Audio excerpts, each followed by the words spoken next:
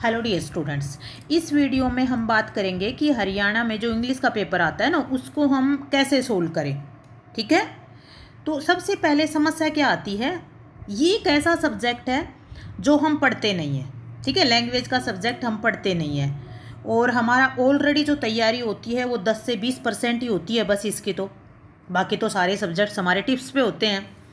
तो इसको कैसे करेंगे ताकि हम एटलीस्ट ज़्यादा नहीं तो हम 75 मार्क्स तो इसमें लेकर ही आएँ।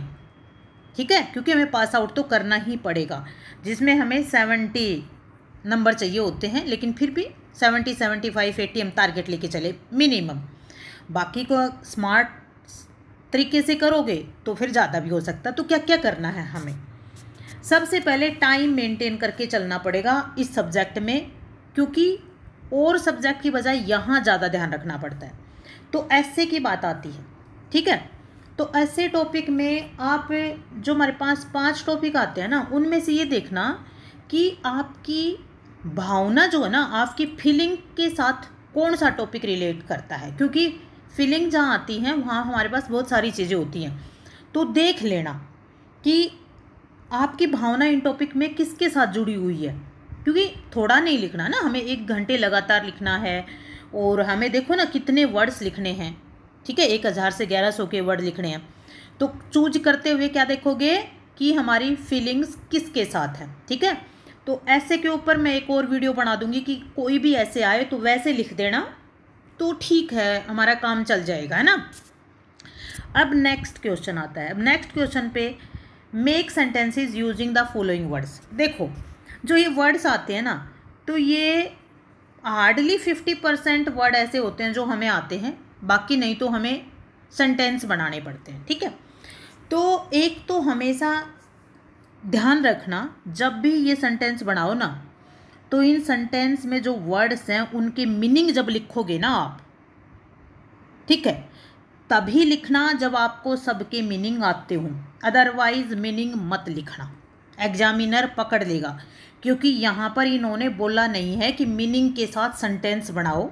ठीक है, तो हमें मीनिंग लिखने की ज़रूरत नहीं है। ठीक है, अच्छा, जिनको सब वर्ड्स के मीनिंग आते हैं ना, तो आपको मीनिंग लिखने चाहिए, उससे अच्छा होता है। ठीक है, अच्छा, इसकी ये बात क्लियर आपकी कि इन वर्ड्स के मीनिंग लिखें या ना लिखें, यदि सबके नहीं आते हैं तो मीनिंग मत लिखना। ठीक है, सिर्फ सेंटेंस बनाना।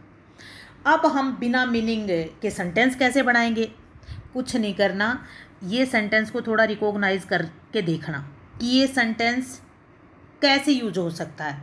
क्या वर्ब के रूप में यूज हो सकता है?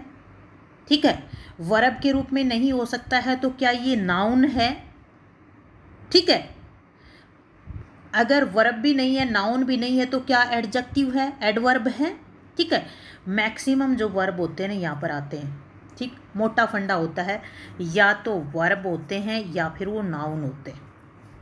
ये बात एक मोटी बात याद रखना आप। ठीक है, तो क्या करोगे, इसको आइडेंटिफाई करने की कोशिश करना और उसको सेंटेंस बना देना।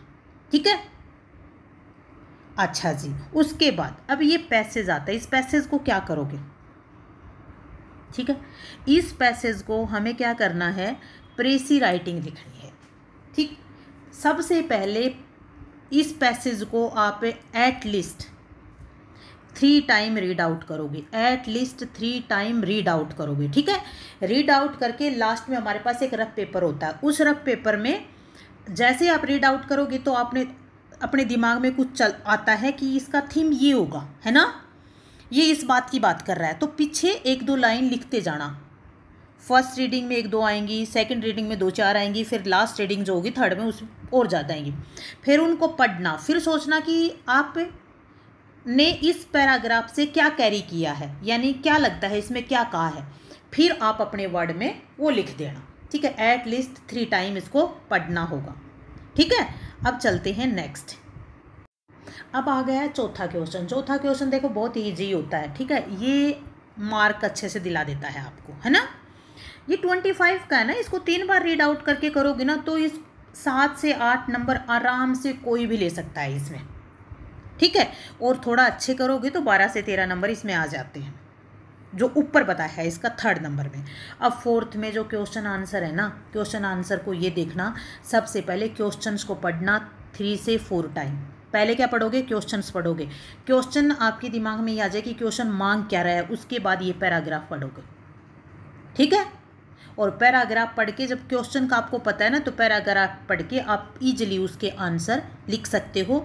ग्रामेटिकल सेंटेंस मेकिंग में यहाँ पर थोड़ा सा ध्यान रखना, ठीक है, इजी लैंग्वेज में लिखना। फिर उसके बाद अब आता है 5th क्वेश्चन, ठीक है। 5th क्वेश्चन में देखो हमारे पास जो वर्ब के आते हैं ना, वो आराम से आप कर लेते हो, ठीक है। फिर उसके बाद ये जो प्रीपोजिशन वाले आते हैं ना, इसमें थोड़ी सी दिक्कत आती है कि एग्जैक्ट हमें पता नहीं होता, तो हम मीनिंग से ही लगाते हैं ना। ध्यान रखना, अगर एग्जैक्ट कहीं पे आपको पता चले किसके साथ क्या लगेगा, ठीक है, तो एग्जैक्ट लगाना, नहीं तो फिर आपको मीनिंग से ही लगाना पड़ेगा। तो इसमें भी ये आसान आते हैं, तो 50% इसमें भी ठीक हो जाते हैं हमारे, ठीक है।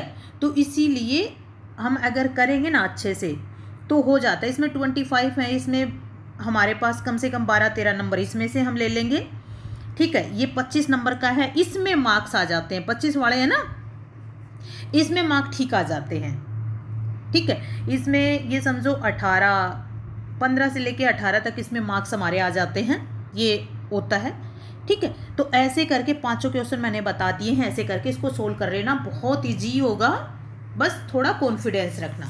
बाय, जय हिंद, जय भारत।